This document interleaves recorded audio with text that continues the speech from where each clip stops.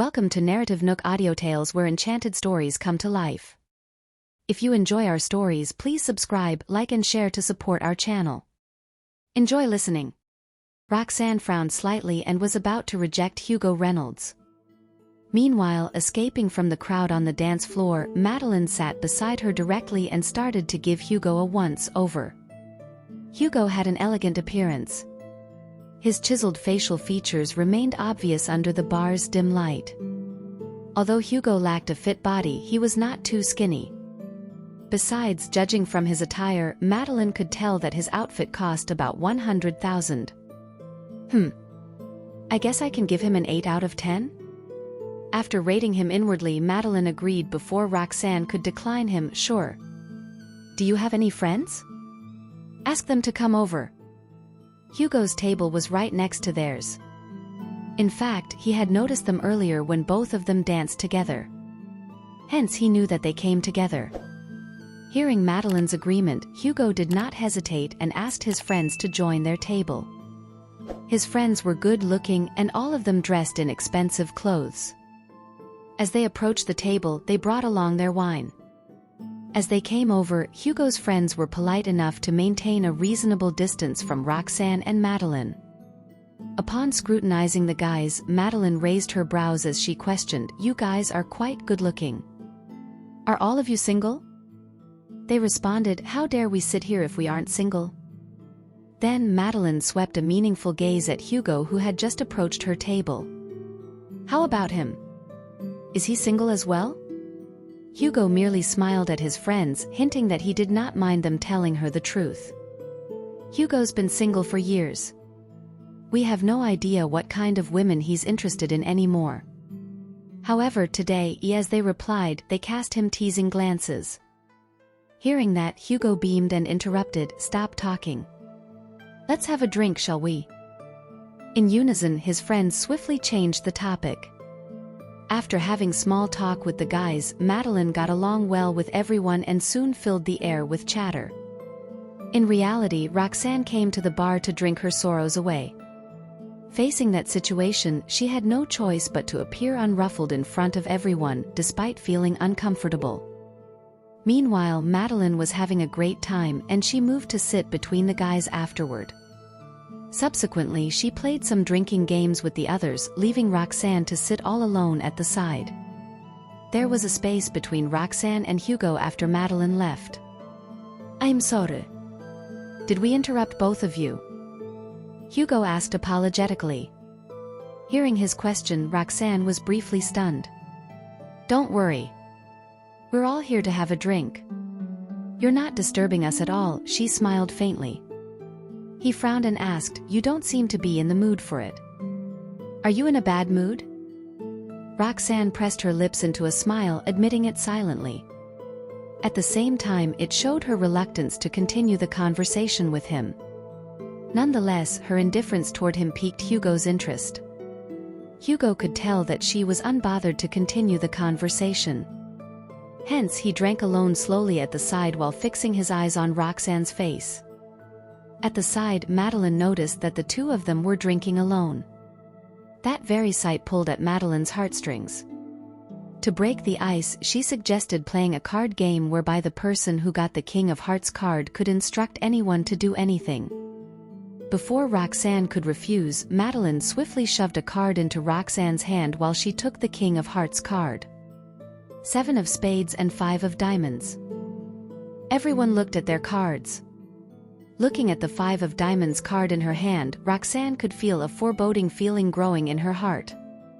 Madeline gazed at her indifferently and voiced, "Since we know each other, I won't be requesting much. How about both of you drink a crossed cup wine with each other? It's not too much to ask for, right?" It was indeed a simple request in a drinking game. Refusing to be a total buzzkill, Roxanne agreed to Madeline's request with a smile. Hugo flipped his card, only to see he got a 7 of spades.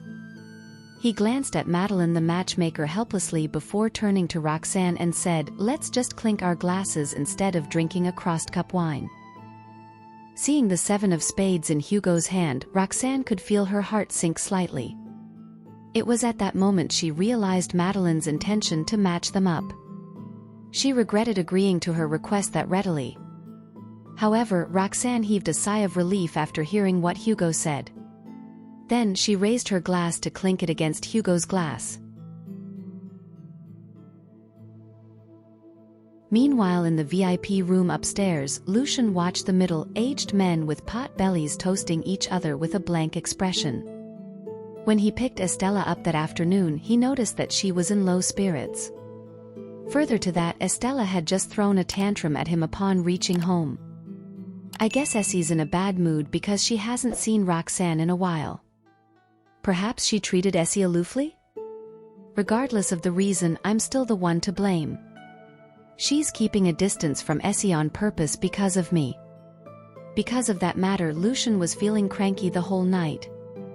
He got even more irritated for not obtaining any satisfactory proposal from those men, albeit having a long day of discussion. Excuse me. I'm heading out for some fresh air. With that said, Lucian stood up directly. The men dared not utter a word and watched him stride out of the room. Lucian's private room was facing the dance floor downstairs. As he walked out, his gaze fell to the dance floor and he saw a glimpse of a familiar figure. Immediately, Lucian paused in his tracks. The light flickered uncontrollably on the dance floor and it caused Lucian to doubt his eyesight. As he attempted to look again, that familiar figure was already out of his sight. He stood still, staring straight at the dance floor, hoping that he could locate that figure again. Nevertheless, he found nothing. Lucian retracted his gaze and started to scoff at himself inwardly. I wonder what kind of magic power Roxanne has? I was merely checking the place out. Why would I have a figment of my imagination? Just when he was about to turn around and return, he heard a loud noise coming from one of the tables downstairs. That sound instantly attracted everyone's attention. With that, almost everyone in the bar shifted their attention to the table, including Lucian. Lucian's eyes darkened at once when he saw the person from that table. It wasn't an illusion. That familiar figure was indeed Roxanne. She must have returned back to her table after getting tired of dancing on the dance floor. Lucian fixed his eyes on her and was quick enough to notice that she was getting surrounded by men. Apart from that, he also saw her grinning from ear to ear with one of them. From the look of it, they broke into an uproar because of what Roxanne did with that man. They look intimate together. Meanwhile, Roxanne downed her drinks in one go after clinking glasses with Hugo. Witnessing that, everyone cheered excitedly for them. Roxanne put her glass down and sensed that something was amiss. She could feel someone looking in her direction from a distance when she drank the wine just now. She lifted her head to glance up instinctively, but it was dark. Strange enough, she had a hunch that it was Lucian. With that thought in her mind, Roxanne suddenly lost her mood to continue drinking anymore. I'm tired. I think I'll make a move first. Roxanne smiled apologetically to everyone before approaching Madeline and suggested, it's getting late. Let's go back. Madeline had been drinking for quite a while and was feeling quite tipsy. Hearing Roxanne's words, she nodded in a daze and murmured, okay. Have fun, guys. We'll leave first. With that said, she stretched out her hand toward Roxanne. Roxanne strenuously helped her up while politely bidding goodbye to everyone. Let me help you girls. Hugo stood up and continued, you seem to be struggling. Let me help you get her into the car. Roxanne hesitated for a few seconds. Looking at the tipsy Madeline, she agreed eventually, thank you for your help. After interacting with Hugo that night, she had a pretty good impression of him. Besides, Roxanne could not support Madeline alone after having a few glasses of wine. Seeing that she had agreed, Hugo went up to them and was about to lend Roxanne a hand. It was at that moment he heard a deep voice coming from behind. The tone of the man sounded displeased. I appreciate your kindness, but I'll send the girls back. Thank you, Mr. Reynolds. Several people were stunned to hear that voice. Roxanne's body instinctively stiffened at once. She knew Lucian too well. By listening to his voice alone, she could imagine his frosty expression at that moment. Moreover, Roxanne did not know how to face the man behind her due to recent events. However, Lucian had already walked in front of them. Hugo noticed Lucian's keen gaze on Roxanne. His expression changed immediately. "Mr. Farwell?" He did not know that Lucian had another woman apart from Aubrey. Nevertheless, suspicion began to creep into Hugo's mind when he saw Lucian's attitude toward Roxanne. Lucian's expression turned cold when he recalled the scene of Roxanne clinking her glass with Hugo earlier. "Mr. Reynolds, you should be careful when flirting with women. You shouldn't approach those who already have children." As he spoke, Lucian threw Roxanne a meaningful glance. A look of surprise flashed in Hugo's eyes as he heard the sarcastic remark. "Roxanne has children already? I didn't see that coming at all." Roxanne did not expect Lucian to suddenly bring up the matter in front of a stranger and still used it to provoke her. Her expression darkened like a storm. "Yes, I do have 2 children. However, it doesn't affect my life nor what kind of people I make friends with. Mr. Farwell, you don't have to worry about me." The surrounding temperature seemed to drop as Lucian turned his gaze to Hugo and his friends. Pursing his lips, he asked, "Are you sure you want to talk about this matter here?" They were very close to the dance floor. With their outstanding looks, they began to attract the crowd's attention. Noticing the curious glances from the onlookers, Roxanne clenched her fists to suppress her rising anger. Supporting Madeline, she turned on her heel and strode out of the bar. Hugo subconsciously wanted to follow Roxanne. Nevertheless, he stopped in his tracks upon seeing that Lucian was walking closely behind her. As the cold breeze blew against Roxanne, she began to sober up by the time she walked to the entrance of the bar. When Roxanne was about to hail a taxi by the roadside, she heard clear footsteps from behind her. It was immediately followed by Lucian's commanding tone. "Let me take you girls home." Without looking back, Roxanne turned down his offer. "Mr. Farwell, you don't have to do that. We can go home by taxi." Lucian's brows creased as he went straight for her jugular. "How long do you think you'll have to wait for a taxi in a place like this? Or are you willing to make Archie and Benny wait for your return?" Hearing that, Roxanne froze. Roxanne did not have time to explain to Lisa when she left the house earlier. Moreover, she did not know what Madeline had said to them. Could Archie and Benny be waiting for me right now? The stalemate lasted for a while as there was not a single vacant taxi on the road. Instead, Madeline had fallen asleep. A car slowly stopped in front of Roxanne. The passenger seat's window wound down to reveal Lucian's stern side profile. "Get in." Roxanne furrowed her brows at his order.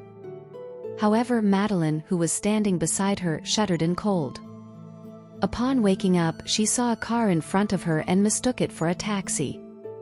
Without thinking, she opened the car door and settled inside. Madeline's behavior made Roxanne stiffen in shock. The latter leaned over to ask Madeline to get out of the car. Nevertheless, Roxanne saw that her best friend had already dozed off.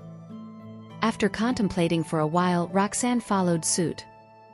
Looking at Lucian in front of her, she said faintly, "Thank you, Mr. Farwell. I guess I owe you a favor now." Lucian frowned without replying to her. He instructed the driver to send them to Roxanne's residence in a deep voice. Soon, the car moved slowly and began to drive toward the destination. Throughout the ride, the car was dead silent apart from the occasional sounds of Madeline's mumbling. The atmosphere inside the car was heavy. When they arrived at the mansion, Lucian suddenly spoke up when Roxanne was about to help Madeline get out of the car. "If you're worried about your children, why would you go to a place like that?" Roxanne could see Lucian's frosty expression through the rearview mirror. Pausing for a moment, she replied, "Mr. Farwell, you made the bar sound like some kind of shady place. Weren't you there too?" "Unlike you, I was there for business." "Ms. Jarvis, you sure have many men accompanying you earlier," Lucian retorted. Roxanne could not help frowning at his jibe. At that moment she also recalled the words Lucian had said to her at the bar. "Miss Jarvis, since you already have 2 children, I advise you to clean up your act. Even if you don't care about your reputation, think about your boys. I wonder what will they think if they knew their mother has been frequenting that kind of place while chatting up some random guys." Lucian added slyly. It was not the first time they had discussed such a topic. Roxanne did not know if it was because of the wine, but she could not suppress her anger at that moment. "Mr. Farwell, don't you think you're being nosy by meddling in my private life? So what if I've 2 children? I'm single right now. What's wrong with me having a drink or 2 with another man? We're all adults here," she retorted. Was Lucian's frown deepened when he sensed that Roxanne was on the verge of losing her temper. He wanted to retort but ended up saying nothing. Despite having 2 children, I can't argue the fact that Roxanne is a single woman right now. Given our current relationship, I'm not in a position to interfere with her private life either. Still, I get P*, said, seeing her with another man. After staying silent for a few seconds, Lucian uttered, "Are you planning to find a father for Archie and Benny in a place like that? Do you think you can find a reliable man there?" Roxanne let out a chuckle. "I'll only know if the man is reliable once we get to know each other. Of course, I can't find out if the man is reliable if you keep interrupting us as you did earlier. Mr. Farwell, if you're so worried, why don't you introduce someone to me?" "Roxanne." A flash of anger passed through Lucian's eyes. Roxanne averted her gaze in disappointment. "Mr. Farwell, since you don't plan to do that, you should mind your own business from now on." With that, she opened the car door and helped Madeline out of the car. Through the rearview mirror, Lucian saw that Roxanne was struggling to walk while supporting Madeline. Frowning, he got out of the car and wanted to give Roxanne a hand. Sensing Lucian's intention, Roxanne immediately turned sideways to avoid him. Looking at the man who was standing close to her, she said indifferently, "Mr. Farwell, you're right to say that people should be careful while choosing a partner. I'm not interested in a married man. Since you already have a fiancé, you should keep your distance from me." Lucian's expression changed when he heard her remarks. Roxanne continued coldly, "Mr. Farwell, if Ms. Pearson and Estella misunderstand the situation, it might ruin the happy life in your family. I don't know how to make amends for that." According to Aubrey, Roxanne was the homewrecker 6 years ago. Hence, she did not want to come between them again. Lucian's expression darkened like a raging storm when he saw her indifferent attitude. The atmosphere around him was filled with tension. Nevertheless, Roxanne helped Madeline inside as though she did not see his expression. Roxanne did not know how to face Estella due to her unpleasant encounters with Lucian. She would even avoid talking about Estella whenever Archie and Benny brought her up. It did not take long for the 2 sensitive boys to notice Roxanne's strange attitude toward Estella. Even though they were not avoiding Estella in school, their attitude toward the latter had become colder. Estella hardly spoke since she had just learned to talk. She would only speak a few words when others brought up a topic that she was interested in. Estella's condition gradually returned to its original state when Archie and Benny did not take the initiative to talk to her. Furthermore, she had not seen Roxanne for a few days. Lucian was the only one who noticed the changes in Estella. A few days ago, Lucian could still hear Estella speak up occasionally after bringing her home.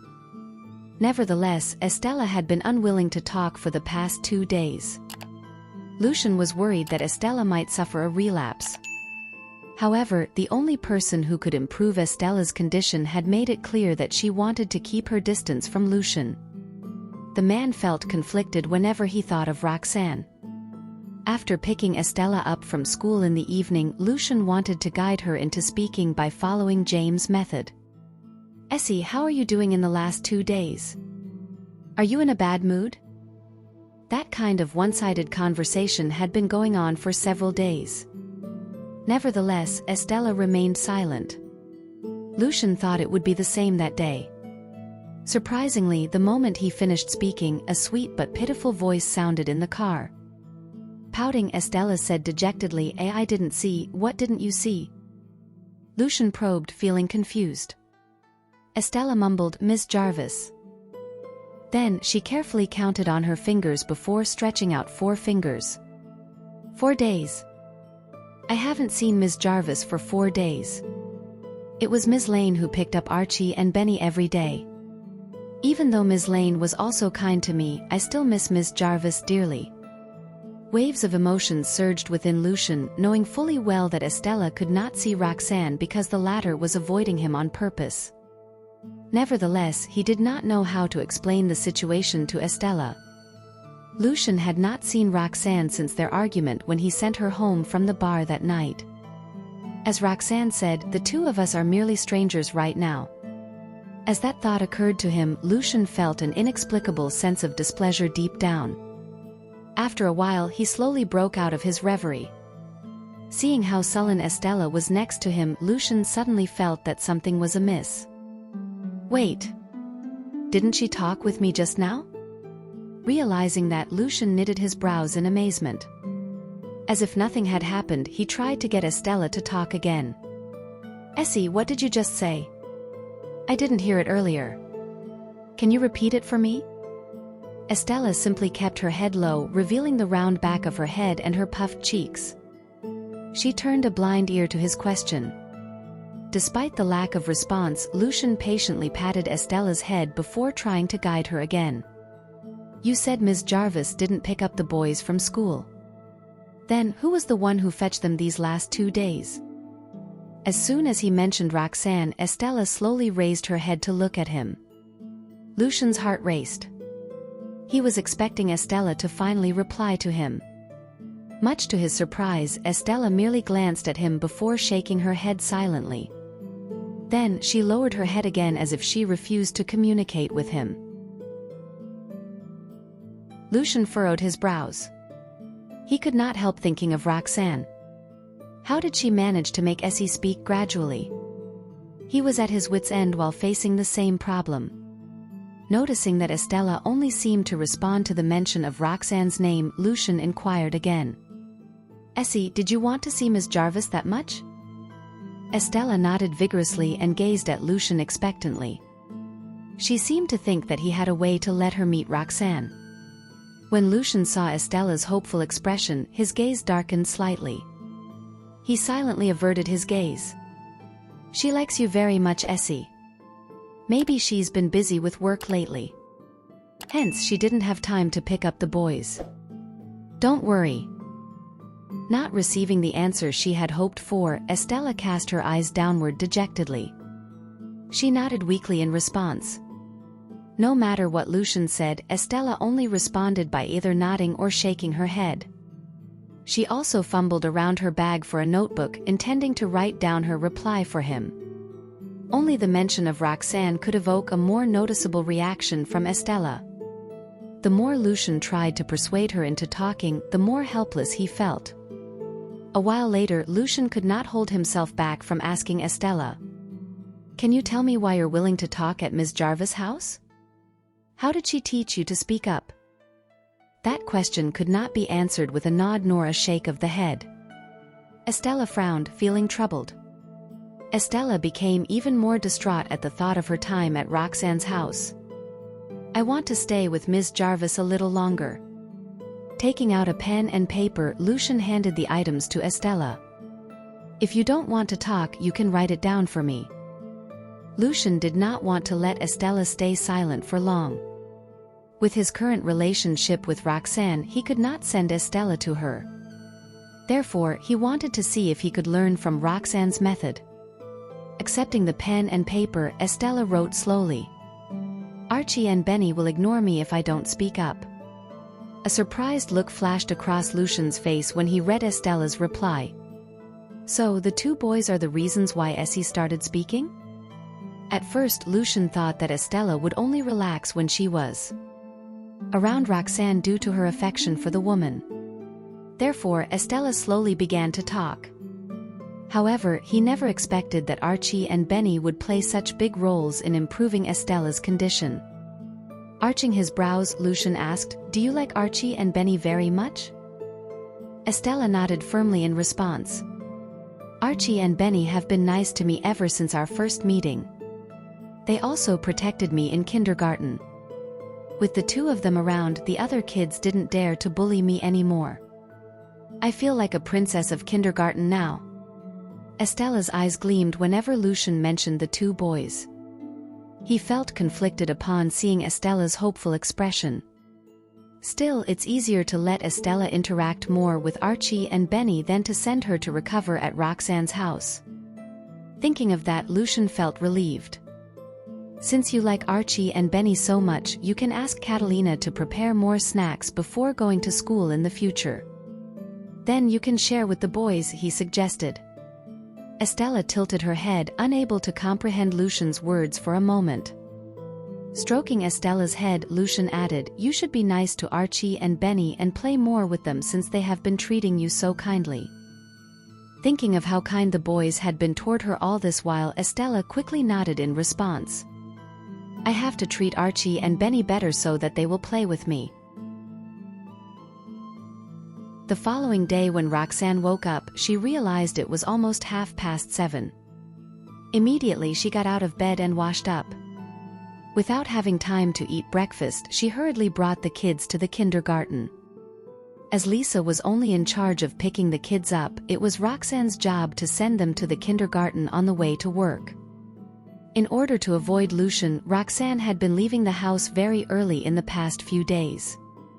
However, she could not wake up that day because she had worked late the night before.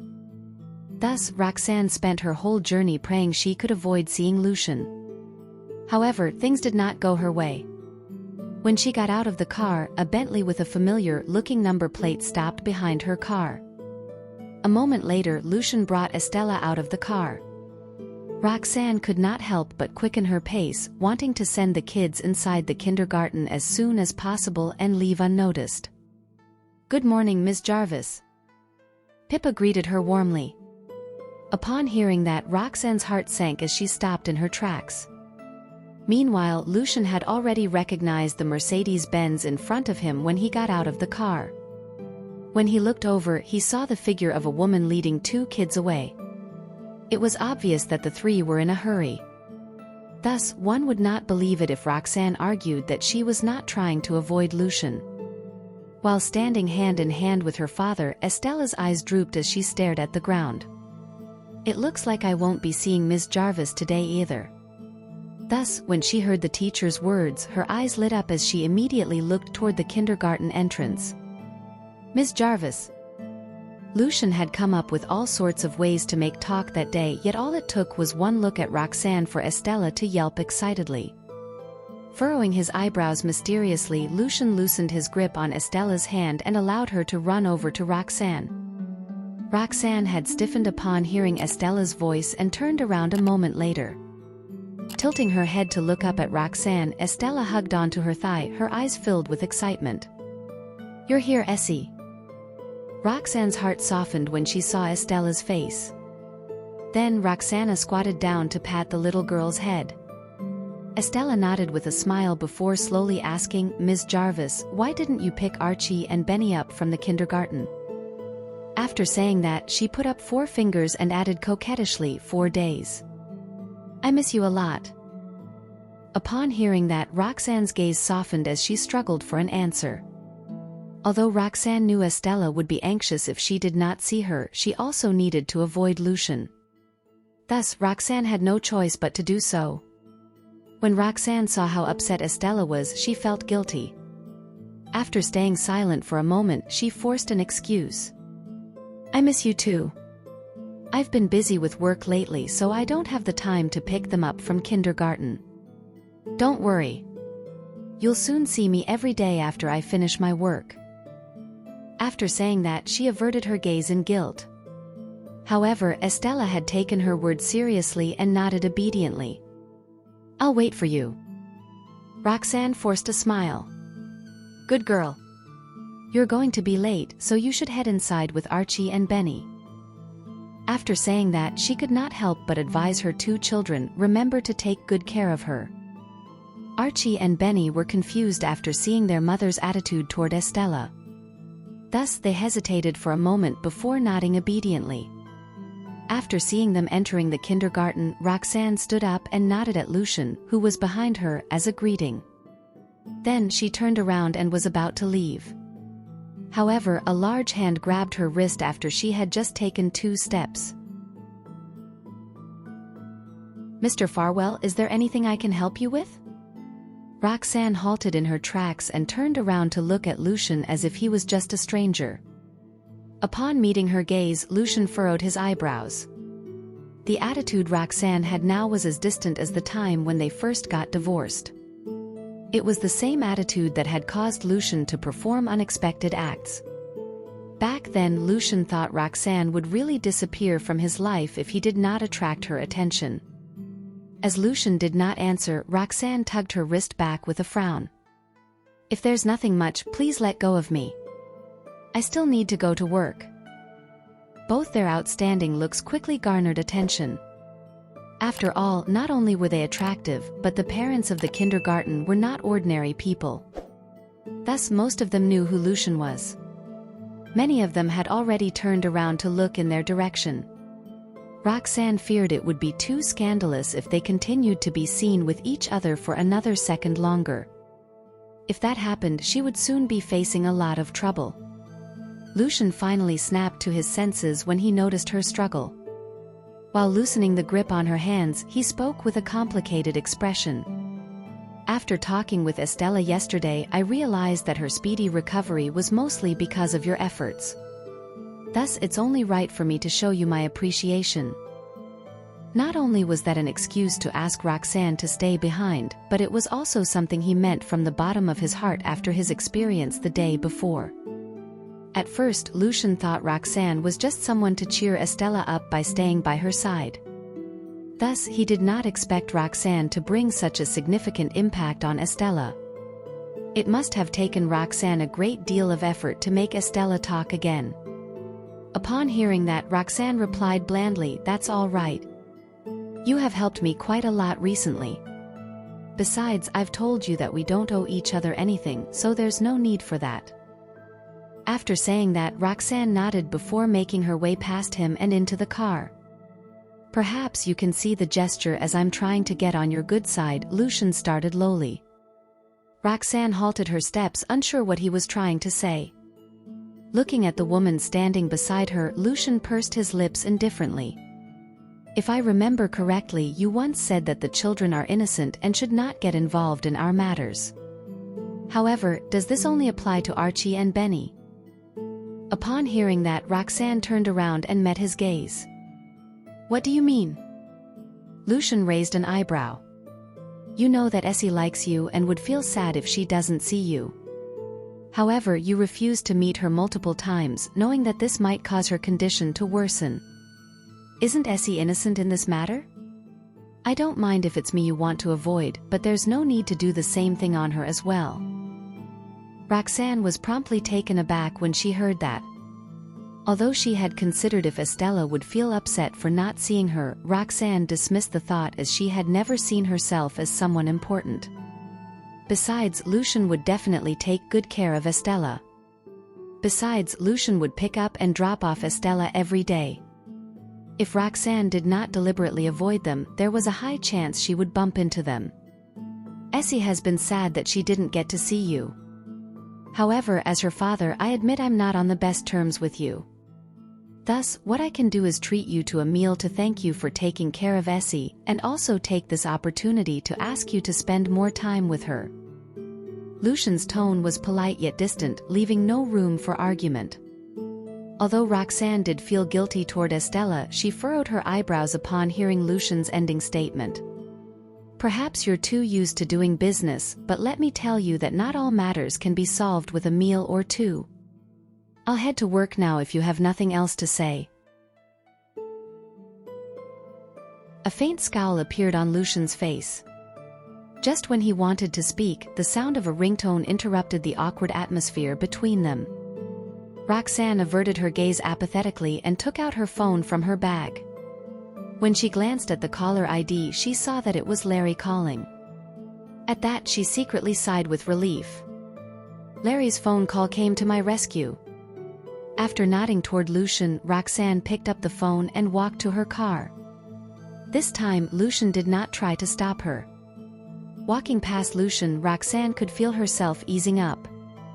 Meanwhile, Lucian recalled the caller ID on Roxanne's phone while staring at her retreating figure. If I remember correctly, that man even had a meal privately with Roxanne. They seemed to have had a good time too. I didn't expect them to be so close.